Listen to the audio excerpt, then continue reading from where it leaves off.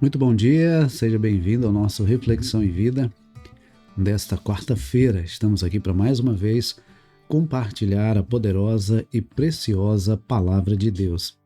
Essa palavra que é viva e eficaz e mais cortante do que qualquer espada de dois gumes, capaz de penetrar até a divisão entre alma e espírito, juntas e medulas, e discernir os pensamentos e intenções do coração. Nosso programa vai ao ar de segunda a sexta-feira, 6:30 da manhã, trazendo sempre uma mensagem de fé e esperança para o seu coração. Por isso, se você ainda não está inscrito no nosso canal, aproveita para se inscrever e ativa o sininho das notificações para que você seja notificado sempre que houver um conteúdo novo aqui no nosso canal. E compartilhe o link desse programa aí nas suas redes sociais com o máximo de pessoas que você puder, para que nós possamos alcançar cada vez mais pessoas com a palavra de Deus. Esse é o nosso objetivo, o nosso desejo é poder abençoar o máximo de pessoas com essa palavra de Deus. Bom, vamos então para a nossa reflexão de hoje.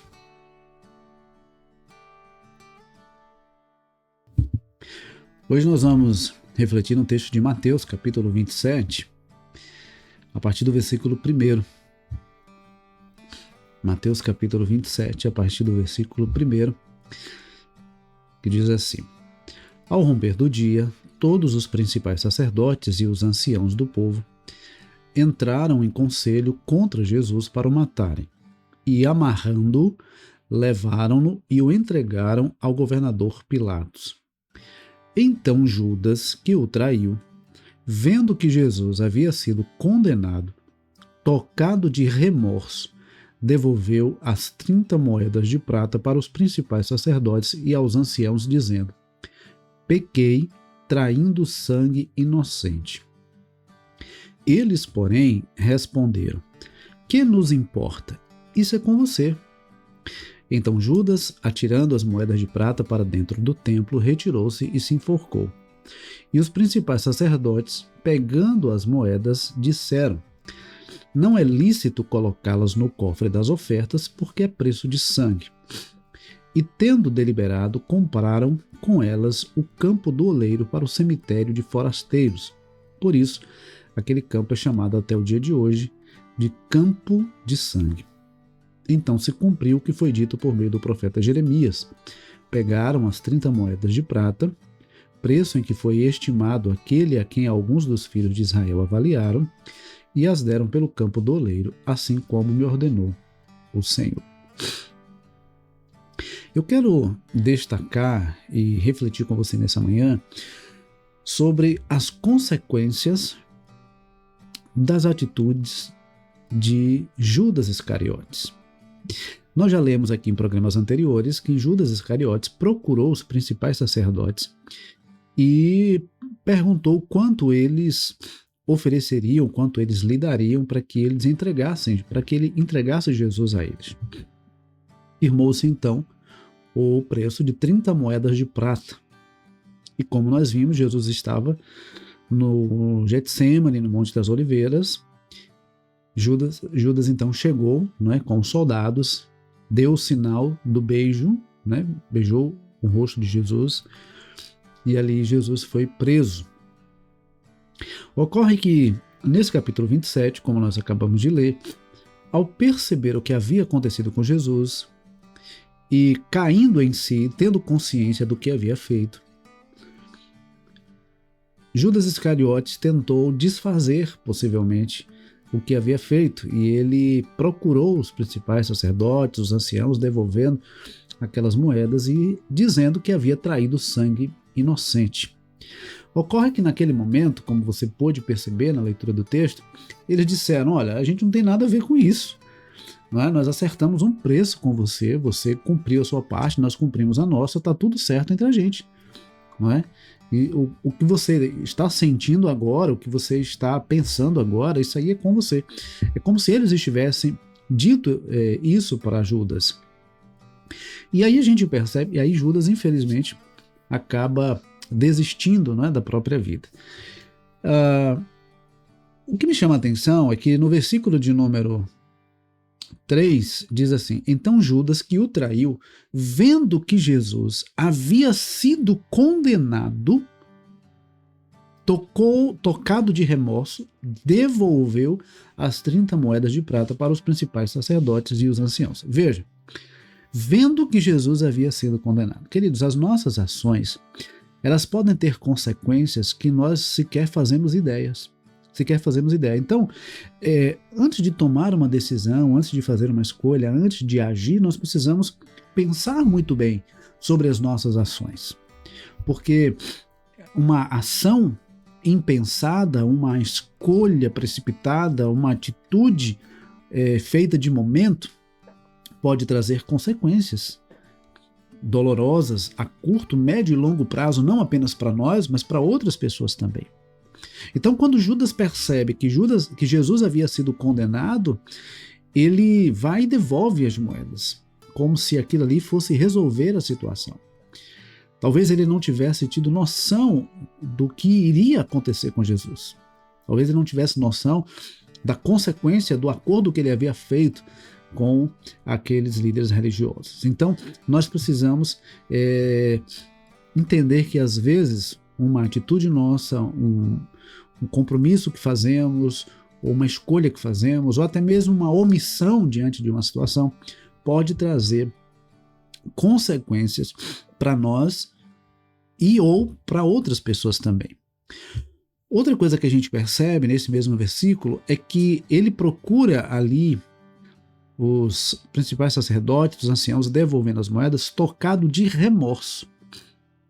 E eu gosto sempre de destacar uma diferença que eu entendo haver entre remorso e arrependimento. O remorso, ele até gera um sentimento de tristeza, um sentimento de arrependimento, um sentimento de angústia, às vezes um aperto no coração, né, um aperto na alma, por ter tomado uma decisão, por ter feito algo, por ter falado algo que não deveria. Então, o remorso, ele gera às vezes um constrangimento, às vezes gera ali uma tristeza profunda. O arrependimento, por outra vez, além desses sentimentos, ele gera uma coisa que o remorso não gera. O arrependimento gera mudança de atitude. O arrependimento gera mudança de atitude. Enquanto o remorso gera uma tristeza, gera um abatimento, gera um constrangimento, gera um sentimento de culpa, enquanto o remorso gera tudo isso, o arrependimento gera mudança de atitude.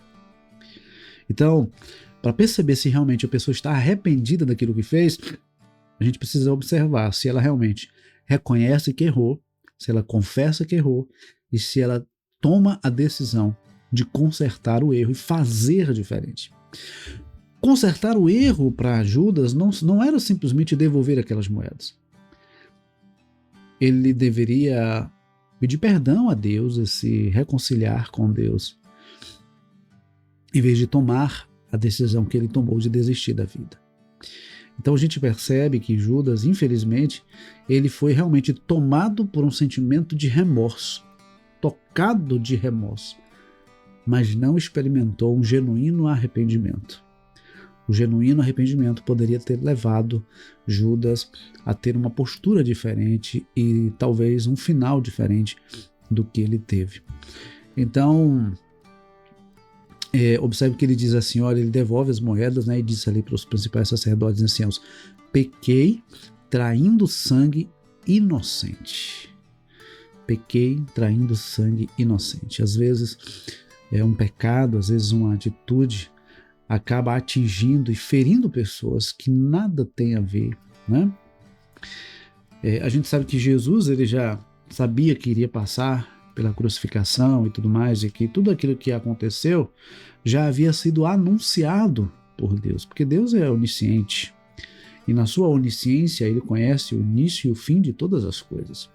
Então a própria palavra já havia apontado, né, para essas coisas que haveriam de acontecer, para a traição e para a morte que Jesus teria. Mas nós podemos observar também, e aí já caminhando aqui para o final da nossa reflexão, é que nós precisamos ter muito cuidado com as pessoas que nos influenciam. As pessoas que influenciam as nossas escolhas, as pessoas que influenciam as nossas decisões, as pessoas que influenciam a nossa maneira de viver. Observe, Judas procurou essa situação, ele procurou aqueles homens para saber o que eles estariam dispostos a oferecer para que ele entregasse Jesus para eles. Agora, diante daquela situação, Judas volta até aqueles homens. E quando ele diz, olha, eu pequei contra o sangue inocente, está aqui o dinheiro de volta, eles simplesmente respondem, o que isso importa? O que nos importa? Isso é com você. E aí isso me faz lembrar o texto do apóstolo Paulo, quando ele escreve aos Romanos, quando ele diz assim, cada um de nós dará conta de si mesmo a Deus. Ainda que outras pessoas tenham ou estejam te influenciando a tomar uma decisão, a fazer uma escolha, a agir de uma determinada maneira, as consequências, elas vão vir principalmente para você. Quem vai prestar contas a Deus é você. Você vai prestar contas das suas atitudes, das suas ações. Mas foi fulano que me influenciou. Você fez. Você agiu assim. Você escolheu abandonar, você escolheu trair, você escolheu deixar para trás, você escolheu se omitir, você escolheu falar ou agir dessa forma. Cada um de nós dará conta de si mesmo a Deus. O apóstolo Paulo, escrevendo aos Coríntios, ele diz, olha, as más companhias corrompem os bons costumes. Então, cuidado com quem você anda. Cuidado com as alianças que você faz. Cuidado com os compromissos que você faz, com os negócios que você faz, porque isso pode trazer consequências danosas para a sua vida e para a vida de outras pessoas. E as suas decisões, as suas escolhas, os seus caminhos, você dará conta diante de Deus. Então eu quero nessa manhã te convidar a uma reflexão. Como é que anda a sua vida com Deus? Como é que anda a sua vida com a sua família, a sua vida no seu trabalho, os seus negócios? Como é que anda a sua vida? Aquilo que você tem feito, a maneira como você tem agido, tem agradado a Deus? Você tem influenciado positivamente as pessoas ou você tem se deixado influenciar negativamente pelas pessoas?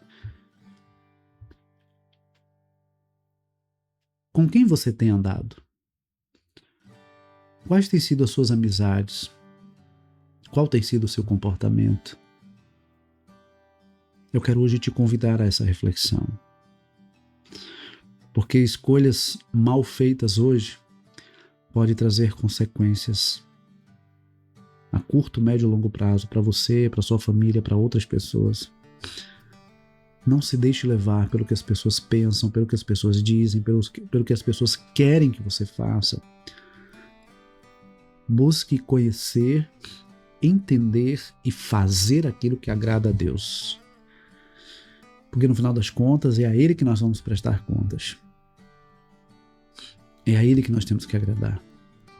Eu acho muito interessante um texto de Eclesiastes, no capítulo 12, os últimos versículos, Eclesiastes capítulo 12, versículos 13 e 14, diz assim, de tudo que se ouviu a conclusão é, tema a Deus e guarde os seus mandamentos, porque isto é o dever de cada pessoa, porque Deus há de trazer juízo todas as coisas, todas as obras, até as que estão escondidas, quer sejam boas, quer sejam más.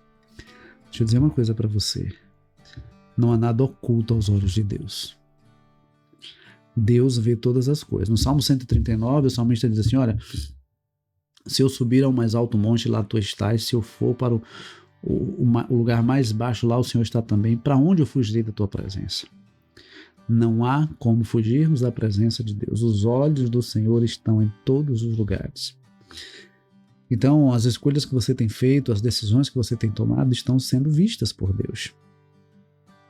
E a pergunta é, o que você tem feito ou deixado de fazer tem agradado a Deus? Se você tiver hoje de prestar contas a Deus, o que é que você vai ouvir do Senhor? Então reflita sobre isso. Reflita sobre isso, porque a vida só faz sentido quando nós vivemos de forma que agrada ao Senhor. Deus tem nos abençoado, Deus tem cuidado de nós, Deus enviou seu Filho para morrer na cruz do Calvário por nós. E nós não podemos viver uma vida negligente, uma vida omissa, uma vida relaxada. Nós temos que viver uma vida que glorifica e agrada a Deus.